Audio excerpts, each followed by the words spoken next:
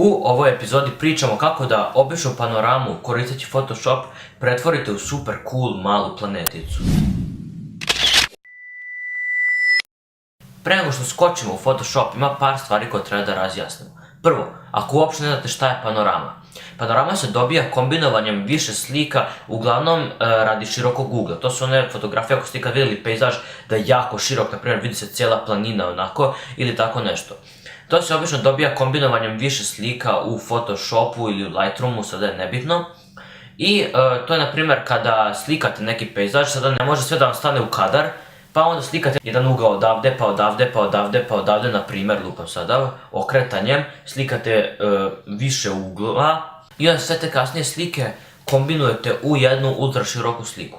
Ono što je bitno kada slikate panoramu jeste da vam se, ako je ovo slika, da vam se kraj ove slike i početak ove druge slike poklapaju. Barem za 1/3, ali možda se možete izvući za najmanje. Znači, kao što smo učili ono pravilo trećina, koje možete vidjeti u ovom videu, ta slika koju slikate, ako slikate na primjer jednu sliku, ovo je početna slika.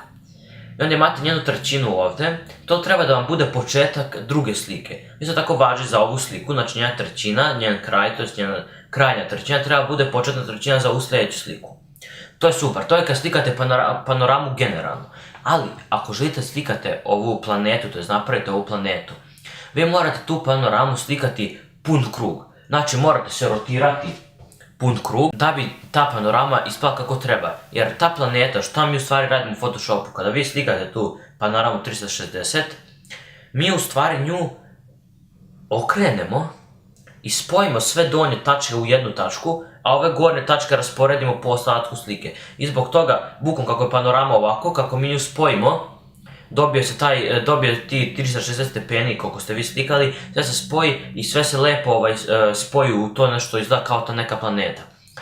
Ali kao što možete znati, vi ne stojite tačno u jednoj tački, vi ste 3D objekat koji se nalazi u prostoru i vi ne možete, kako ćete vi ako slikate panoramu ovako, kako će program znati, to je neće vam lepo ispasti kada to se budete spajali, pošto sve donje tačke idu u jednu, neće Photoshop ili koji već program, neće znati šta je tu tačno ispod vas, tu će uvijek ostati nešto razmjereno ili tako nešto.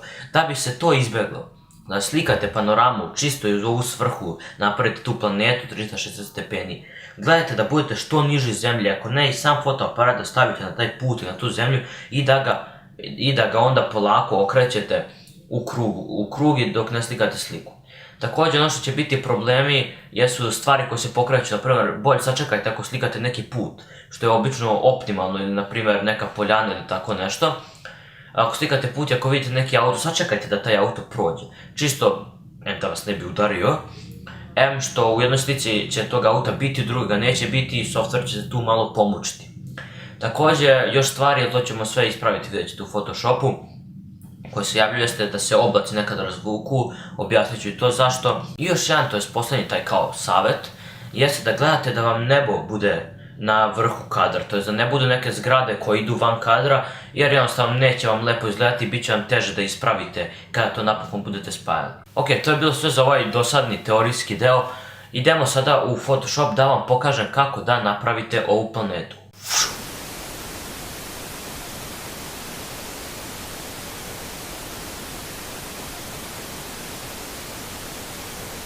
Sada kada ste stvorili svoj Photoshop, prva stvar koju treba uraditi je sjeti na File, Automate i Photo Merge. To što će vam uraditi jeste, on će vam sam slike spojiti u neku panoramu ili bilo što vi njemu naredite. Vi dajte tu, kliknite na, kao što ste vidjeli, na Browse i odvedete ga do svog foldera. Ja ovdje imam neke svoje foldere i ja sam već u tom svom folderu, znači vi treba da nađete do toga gdje je već. I ja sada tačno znam koja mi slika, samo da nađem. Evo je. Izaberite slike kojima ćete napraviti tu panoramu, kao što smo pričali. On će ovdje navesti tu listu, idete ovdje Blend Images Together. Ako hoćete da one, na primjer, pošto on kad bude pravio, neće to biti savršeno, bit će neka rupa ili tako nešto.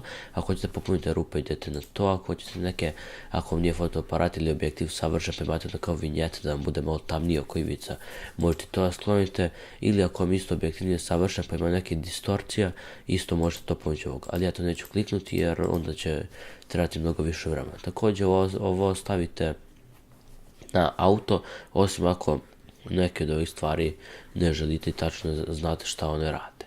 Onda idete na OK i pustite Photoshop da odradi to svoje šta ima da odradi. Ovaj proces ne traje toliko dugo, ali ipak traje jer on koji deo odgovara kom delu i da ga spoji na odgovarajući način u zavisnosti od perspektive, pošto ni objektiv ni vi niste savršeni. On kada završi dobit ćete vi neku ovakvu panoramu.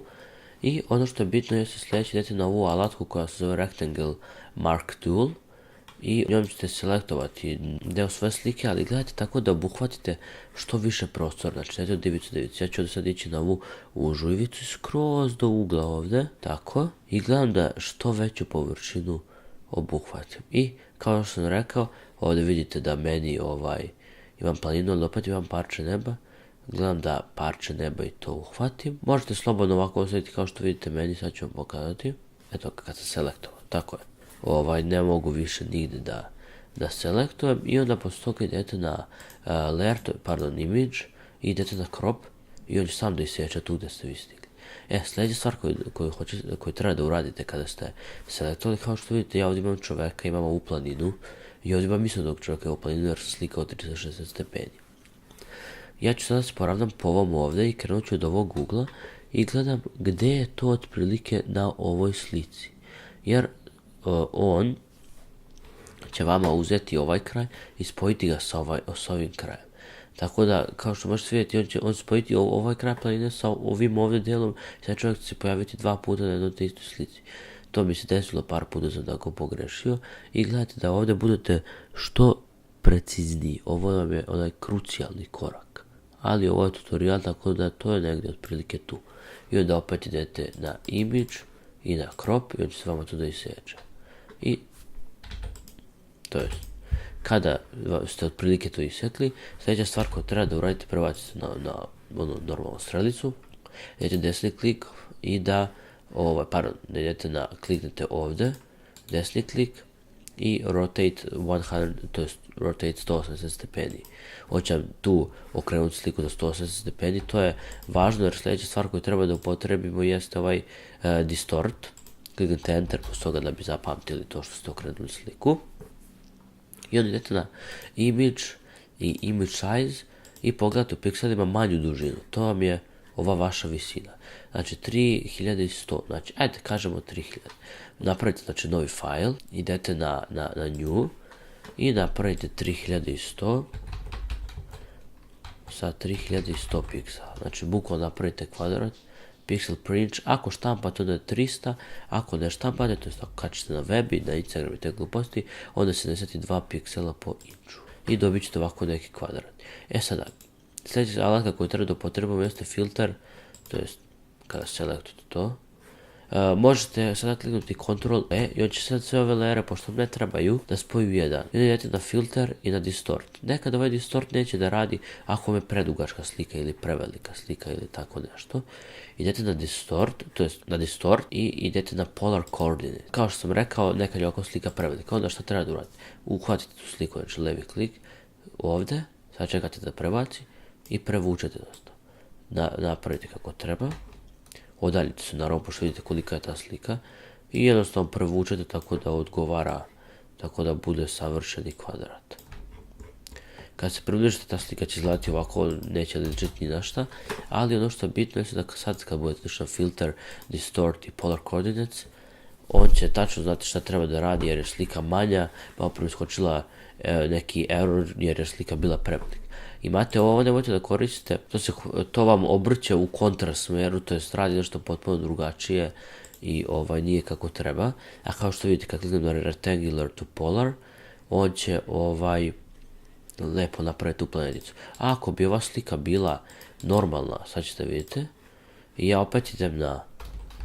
ja opet otišao na distort polar coordinates, on stvori potpuno drugačiji efekat, to jest stvori ovakvu planetu. Ali nama ta planeta ne treba, to može izgledati dobro kad naprimarite šumu ili tako nešto, ali mi ćemo sada iskoristiti ovaj normalan polar coordinates i vidjet ćete sada sljedeću stvar. Evo ovako, ovdje se odmah primećuje par stvari, dobili smo tu neku planetu, ali možete primijetiti par stvari. A to jeste ovaj oblak što je razvučen, ovo ovdje što je razvučeno, ovo ovdje planina što nije kako treba, to je ono što sam rekao, to je baš to što ja nisam lepo isekao. Ovdje, ovo, to je to što sam ja sam ovo slikao pre 3 godine i tada nisam imao pojma, tada sam samo stao na sredinu i slikao u krug, uopšte nisam približio kameru na zemlji, ništa. Ovo ovdje se desi jer meni fali taj tu u panorami, kao što možete vidjeti, na pačke, ali ovdje imate ovo, a ovdje imate vrhove tih stubova. Znači, to su ta dva stuba koja bi trebalo da budu ovdje na kraju. Meni fali u stvari ostatak ovdje. To je ono što vi treba da izbegnete. Ja sećam tačno u moja slika ne izgleda ovako na kraju, ali ja sam išao manuelno, našao tu fotografiju i sekao među svojim fotografijama i sekao tačno taj most i perspektivno ga ubacio, tako da izgleda kao da sam to namjerno hteo. Znači, ovi oblaci, kako se to ispravlja, to možete ili preko da selektujete taj generalni ovako deo,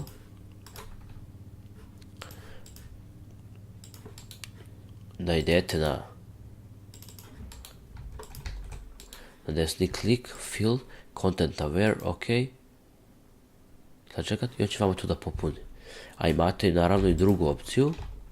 Nije ni to savršeno i posle morate to popunjavati. Imate drugu opciju da idete sa healing brush tool da alt i onda da popunjavate sve redom.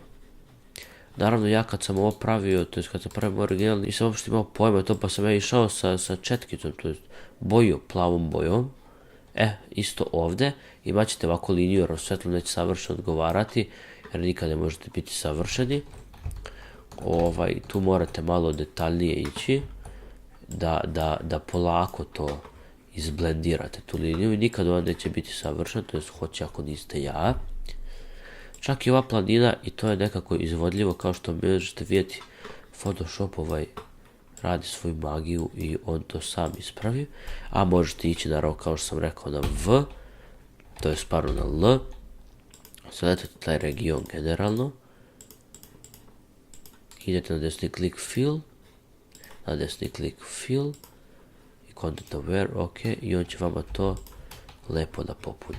Ako imate ovako nekoga da ne želite ovako neku osobu, samo selektujete taj, znači opet L, generalni taj deo selektujete, ne znam da li ćete vidjeti, sada vidite liniju valjda. Generalno taj deo selektujete, desni klik, fill, content aware, pup i dve osobe nestale potpuno. Naravno to možete i pomoću healing toola, to jest spot healing toola ili običnog healing toola. Tako sam to prvi put, bukvalno. Detaljnije mnogo, ja ovo sad vama pokazujem samo zbog tutoriala. Ali idete, znači desni klik, to jest spot healing brush tool. Inače, alatka ako hoćete ovako da možete, kako hoćete da povećate ovo, kliknete alt i desni klik i samo vučete levo desno i onda povećavate koliko hoćete veličinu četke. Ja ovo sad vama pokazujem samo na brzinu kako to može da izgleda. Ja inače imam finaliziran taj produkt, ok, ova zemlja uopšte treba tako da izgleda. Isto i da vodi imate u liniju, samo je sakrijete sa spot healing brush tool, ne ovako traljavo kao ja, ali je sakrijete. Naravno, vi ako hoćete možete da idete, možete da ovu planetu, pošto ako se sviđao zgrade, meni ovo uopšte nije lepo, ako već pravim planetu, tako nešto odgovaram u slici, možete okrenuti to kako hoćete, na primjer, okrenete ovako ili napraviti kako hoćete. Evo, našao sam originalnu verziju te planete kad sam ja išao pre 3 godine na more kad sam to pravio. Kao što možete, nije to najspektakularniji posao, tad nisam znao za onaj content aware fill, kao što možete vidjeti, pa kako sam uklanjao devojke, ovo nije baš najsavršenije, A ovo je perspektiva koju sam pričao. Ova isto i ovdje, ova muzga, to je moj pokušaj sakrivanja onih linija. Isto, barem sam, ajde, ne budu nekada to sakrio, ali ovdje ovo more možete vidjeti ili tako nešto. Ovo je naravno posle sređivanja mog tadašnjeg od pre 3 godine. Ovo je jedna jedina planeta koju sam ja finalizirao, pokušao sam još par puta da napravim, ali nisam nikada to završio u Photoshop ili tako nešto, moram se opet baciti na to. Naravno, nije sve do mene, pa otkud znam, ako mene to, mislim, nije da me ne interesuje, ali ako ja nisam to radio tako često, to znači da vi ne morate da radite tako često, ili ako mene nešto zanima, znači da vas nešto zanima. Ali pošto ja to znam, ja hoću vas to da naučim i da vama presto to znaje, tako da, otkud znam, možda je to baš ono što vi želite da radite. Tako da, nadam se da vam se ovaj video svideo. Ako jeste, kliknite like dugme, ako nije, kliknite dislike. Ako imate neka pitanja ili neka komplikovanija mišljenja, napišite to u komentarima dole. Naravno, ako vam se svidio ovaj video, ako želite još da vidite ovakvih videa, kliknite subscribe. Ako želite da vas YouTube obaveštava o tome kad ja postavljam video, kliknite na zvonce pored. To je bilo sve i vidimo se u sljedećem klipu.